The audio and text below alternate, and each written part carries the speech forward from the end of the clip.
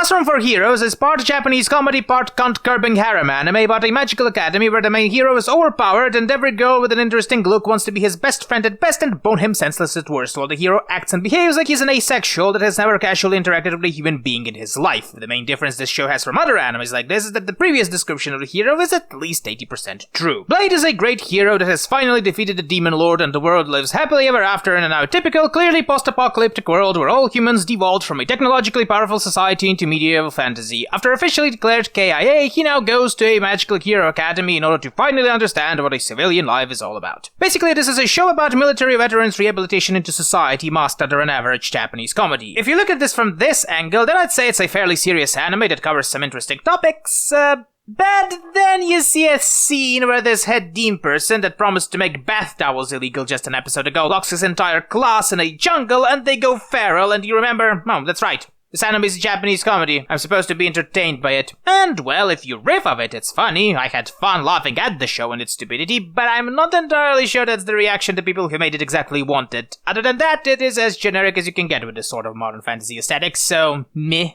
Next anime on the chopping block is Temple, or Temperu, No One Can Live on Loneliness, a 12-episode comedic harem anime, the type of which is, uncertain. We follow Akimitsu Akagami, a 21-year-old man who has a terrible problem. Women exist. And it's fucking disgusting. That or his father was a real piece of work. The anime starts with the father telling his underage son, "Son, men like women, fuck women, do good. I abandoned my family to have sex with all the women.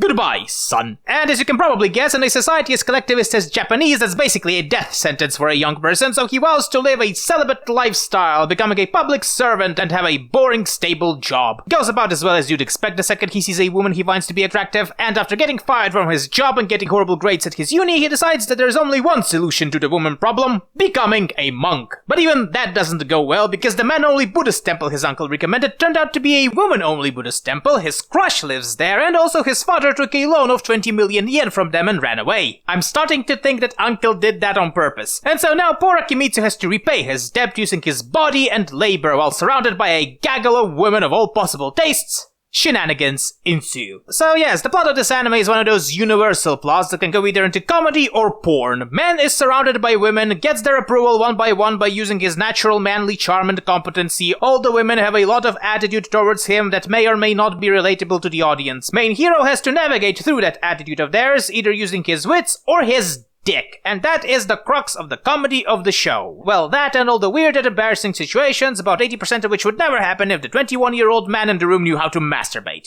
Is it funny?